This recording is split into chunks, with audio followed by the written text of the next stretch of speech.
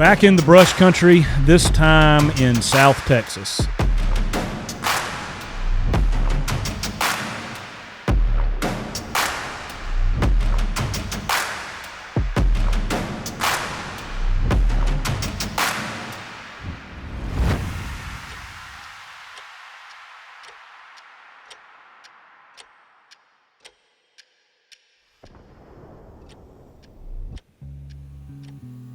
I have been hunting in South Texas for probably the last 18 to 20 years, and it's one of my favorite places to hunt, especially late season. This is a little bit later than I've hunted down there. I've spent a lot of time there in December, but this year we went towards the end of January.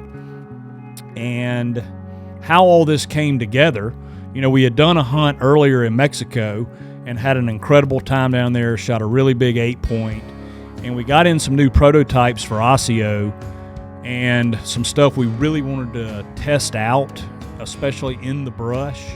And we talk about connections in the hunting industry and how important it is to build really good relationships.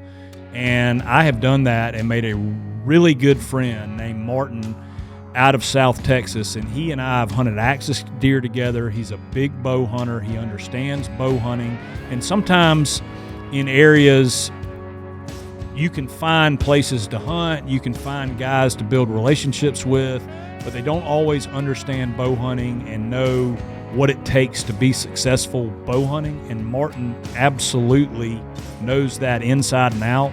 So he was my first call.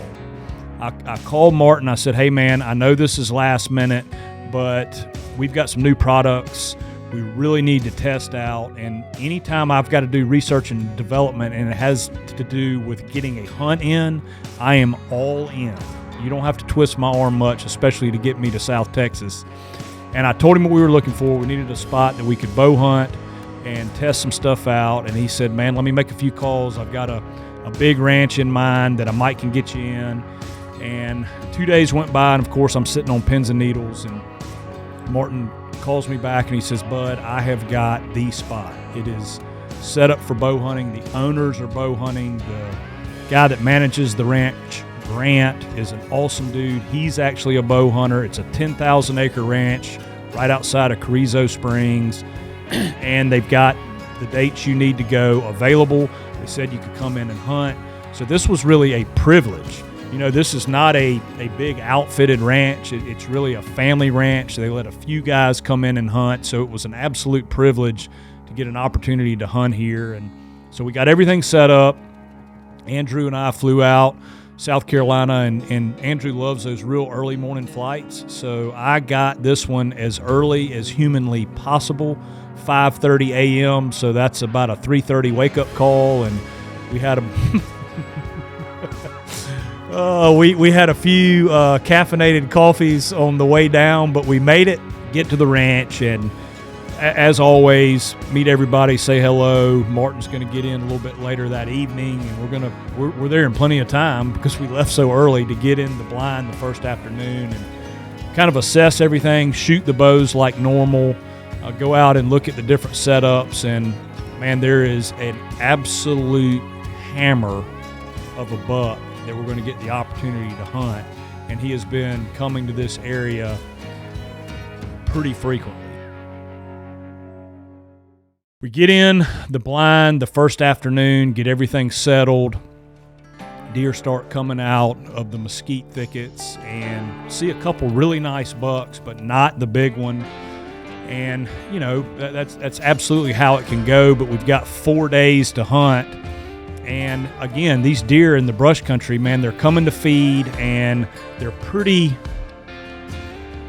patternable. They'll come to the same spot. It may take 2 or 3 days for them to show up, but man, if they've been there pretty consistently, they will show back up unless obviously something's happened to them. But for everything we know, this buck's still alive, still good to go, and get out of the blind that night, get back to camp, have an incredible dinner, and just really sleepless night, ready to get back in the blind the next morning and go after it. Nice and cool, man. I think it was in the 20s the first morning we hunted 23, 24 degrees, kind of abnormally cool for down there. So we're kind of bundled up in that Sherpa stuff, staying really warm, testing out the new puffy jacket that we've got and some other stuff. And man, the Osceola is working great, and not trying to do a sales pitch, but again, that's why we were down there, was to test stuff and getting some cold weather in Texas, and it's kind of a humid, cold down there, so it's a little bit different. Got to play with some new stuff, and as it's starting to break day, I just see tines coming out of the mesquite, and throw my binoculars up, and I'm trying. It's so early, I can't really tell what it is. I can just see tines, and when the head goes down, I can't see anything. When he lifts it up, there's a little bit of skyline, and as it starts getting lighter and lighter and lighter, I can tell it's him, and he's in there feeding. And if he'll stick around, it's just a matter of getting enough light to be able to see him. And every minute seems like 30 minutes, but it starts getting a little bit lighter, a little bit lighter, a little bit lighter. I can see my pins now. It's getting to be time. And he's about 45 yards away. And I mean, I certainly can make that shot, but I want him as close as humanly possible, especially on a buck like this. And as it got lighter and lighter, we just saw what magnitude of a deer this was. I mean, he's pushing that magical 200-inch mark. And finally, he makes his way over closer to us. There was a little doe that came through, and I think he wanted to check her. And he made his way over to us and got to that 30-yard range. And I got drawn, and man, I was super solid, felt really good about it. The buck was slightly quartering to us, and I got up in that Vital V, touched it off, and it could not have hit him better.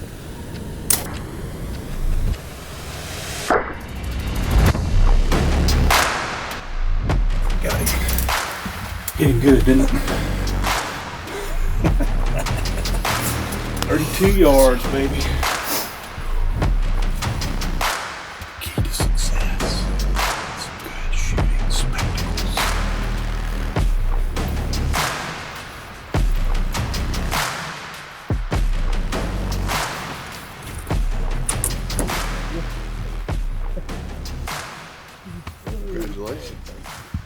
Well, you put us right on him, man. You watched it. He was kind of quartering too, so I shot him forward through the shoulder, and it zipped right through him. Look at this. That makes you feel good.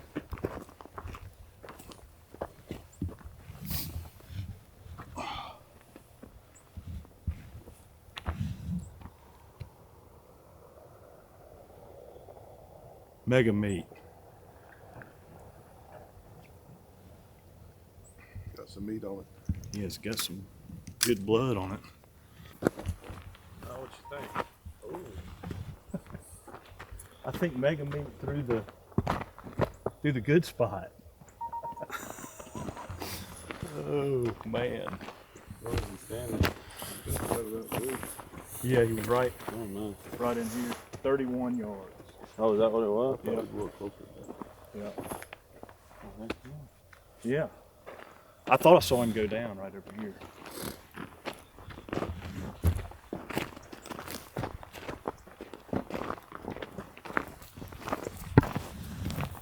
You see him? He went a little further than I thought. He's kind of on the left side of that split dead tree up there.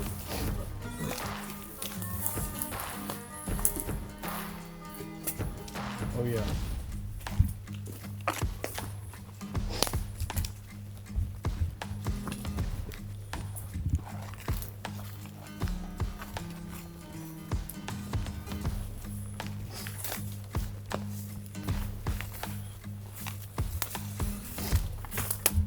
Oh boy, oh boy, oh boy, oh boy. Gracious.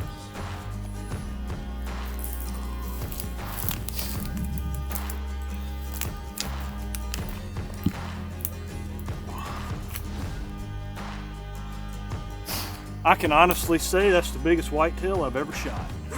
Yeah. I mean, he's got to be 90-ish, doesn't he? You'll do a little better than that. Yeah, He might scratch too. He is a He's a freak. little bigger in person, actually. Yeah, he is a freaking hammer, boys. You smoked him too. God. I'm surprised he made it this far. Yeah, I saw his tail and I thought, he fell right over there. He made it I think he's 90s without that common base split. right here. Yeah, So a 90 frame with that. I think so. That's kind of what I had to get. He's got awesome timing. God, he does. I mean, that's got to be 13. Don't you think? And he's got good mass. Great day. Look at that one. That's a heck of a buck. Boys, thank y'all. Thank you so much. I love big deer. Grant, thank you, man. That's something.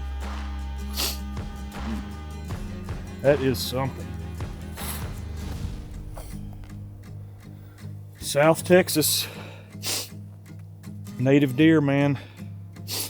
Takes a hell of a management program to get a wild whitetail that big, doesn't it? A lot of culling and a lot of feed. Yeah. A lot of culling, a lot of feed. You don't, no tags, no tattoos. That's A real wild buck. yeah, that's crazy. Damn right. Heck yeah. All right, guys. Absolute hammer of a buck. South Texas, end of the season. Finishing out on an absolutely high note. Could not be happier with this deer. Obviously hadn't put a tape on him, but got to be the biggest one I've ever shot. So over the moon. Thanks to Grant and Martin for putting all this together. Just an unbelievable property. South Texas, the management these guys do down here on these native wild bucks is so impressive. Because you look out through this country and it doesn't look like there's a ton for them to eat, but man, they work so hard to get these deer to their full potential, and I just love it down here. I got to talk to the old ball and chain and see if we can get moved down here in the next couple of years, because this place is magic. Thank y'all so much, guys.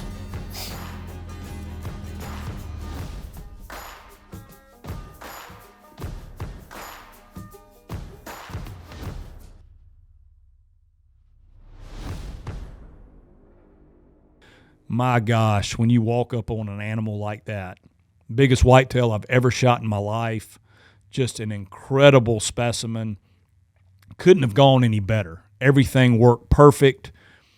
Being able to be in that brush country again in January, it's so much fun to be down there. We got to test the gear, kill an absolute giant buck, and made new friends.